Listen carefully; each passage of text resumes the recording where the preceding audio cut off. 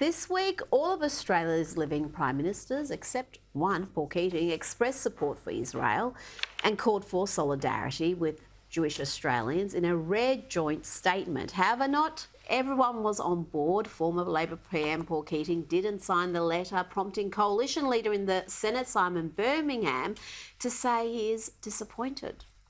It's a reminder of some of the differences we're seeing on the Labor side, and it's deeply unfortunate because at present we need everybody to be firmly reminded of the genesis of these attacks, and that is, of course, Hamas, a terrorist organisation, on October 7, killing more Jews in a single day than at any time since the Holocaust.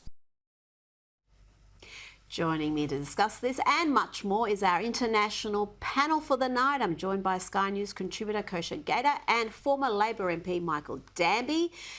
Welcome to the program. Michael, Labor's problems don't start or end with Keating when it comes to Israel and his failure to sign this letter. Tell me about the divisions within Labor when it comes to Israel and why there's a reluctance to fully back our ally.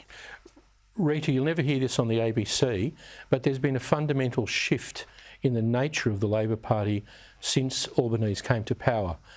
With the demise of Bill Shorten after 2 terms, the Labor right is in demise, and the socialist left under any previous decade would never have had both the Prime Minister and Foreign Minister. So that's the power shift that's gone on. Now, of course, Paul Keating is a cranky old dude who got stuck into that AUKUS submarine deal, remember, in that extraordinary National Press Club speech. So that, I think, put him to the side. But there is a ideological shift in the Labor Party which is much less sympathetic to our traditional allies, especially Israel. Kosha, Simon Birmingham has also said it's disappointing that Anthony Albanese hasn't spoken yet with the Israeli Prime Minister, Benjamin Netanyahu. I don't think that's accidental. There's probably a reason why Bibi isn't taking Albo's calls. Yep, nothing is accidental. Rita, great to be with you as always. I think it's just a continuation of what Michael said, that there has been a real shift in the electorate in the left in Australia and other countries as well. And now they have to kind of walk this tightrope of either going with what the traditional position is or, you know, what seems to many to be a very low bar of basic things to be able to call the Prime Minister of Israel in the wake of these atrocities that happened, and even lending high-level symbolic diplomatic support. It shouldn't be controversial, yet it is, because when you've got 4, 5, 6% of your electorate that is sympathetic to the other side or doesn't want that, that's sort of the balancing act that we're going to increasingly see, and I think that undergirds why the Prime Minister hasn't made that phone call. And it can just be a numbers game there because we've got, 8 times more voters who are Muslim than who are Jewish, and there is a concentration in certain Labor seats. Now, The Age and the Sydney Morning Herald have been slammed for a news article in which Shani Look, who was murdered by Hamas in the October 7 attack, was said to have been, and I quote, caught in the crossfire. Michael, how can being brutally hunted, murdered and then paraded through the streets by a pack of terrorists be interpreted as or described as caught in the crossfire? It can't, and like the New York Times, they should apologise. Depraved mass rape of women is the civilisational challenge of that October 7 mass slaughter in Israel. That's why so many people around the world understand that this is a bigger issue than just the usual Israeli-Palestinian stoush. If they can do it there, these people will try and do it elsewhere. And I'm very afraid of the ASIO Director General's warning that there are chances of spontaneous and opportunistic attacks here in Australia. If the coppers let people get away with what they're doing everywhere, these people are empowered and they'll start violently attacking people here in Australia. I warn them. Kosha, are you shocked by the reaction from certain segments in academia, media, the general commentariat, with this conflict, the hatred and dismissal of the anti-Semitism that we're seeing, the almost dehumanising of the Israeli people. I mean, it is shocking to see, particularly when you look at some of the statements made by Ivy League colleges in America, respected academics who have just, I don't know, laying bare their virulent anti-Semitism.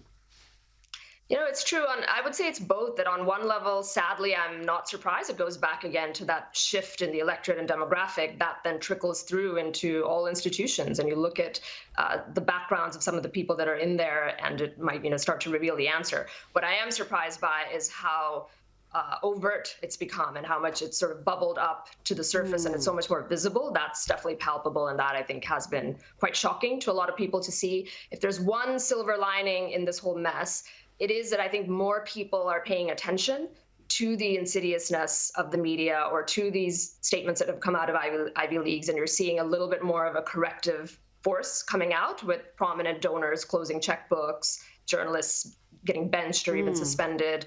Some people are a little bit disappointed that those same people didn't do that 5 years ago, 10 years ago, when these same institutions were also doing similar things for different issues. But hey, whatever the issue is, it wakes up more people. That's probably a silver lining that we can be grateful for.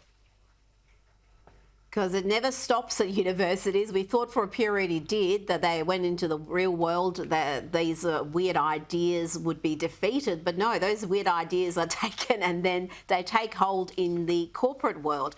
Now to the Russian region of Dagestan, where a lynch mob stormed the airport in search of Jews to attack. We brought you that shocking story last night. We also have learned that another mob formed in front of a hotel in Dagestan after a rumour was spread that Jews were staying at the property. The crowd checked every room of the hotel, demanding to see the passports of the guests. Michael, this is just scary, scary stuff. And we know Dagestan, it's a devoutly Muslim area, and some of the scenes at the airport, again, to call it was described as a protest in some of the publications like Washington Post and AP. It was not a protest. It was much more like a lynch mob.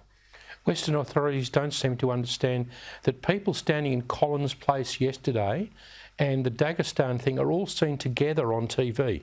So people are scared to go to Collins Place. People are scared to go to public places because they see the authorities letting these mobs get away with this kind of behaviour. And until, wake up Jacinta Allen, please. We're going to have some violence happen in Australia here unless you stop people dominating public places who are a bunch of extremist jihadists. Now, Kosha, let's have a look at US Vice President Kamala Harris, who was asked about what she would say to Iran. This is what she had to say. What's the message to Iran? Don't. As President Biden said, just don't. Exactly. One word. Pretty straightforward. Kosha, is that a compelling and powerful message? No, I will say that, very short speeches have been some of the most iconic in history. Winston Churchill, in his first address, comes to mind when he was asked, what is the aim? And he says, one word, victory. Or Ronald Reagan, tear down this wall. That was 5 words in the iconic 1987 speech in Berlin. This is not that. It has to come attached with a certain level of gravitas.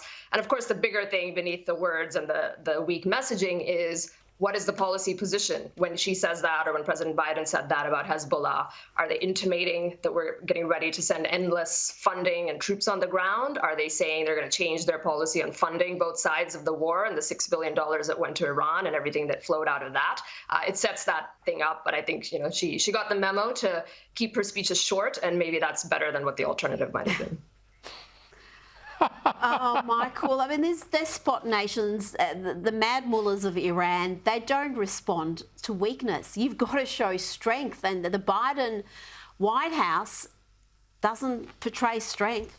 They certainly don't, Rita. They sent the 2 carrier groups there, which may be temporarily restraining Hezbollah and Iran, but it's the weakness over the last 2 years of the Biden administration towards Iran that has brought us to this day.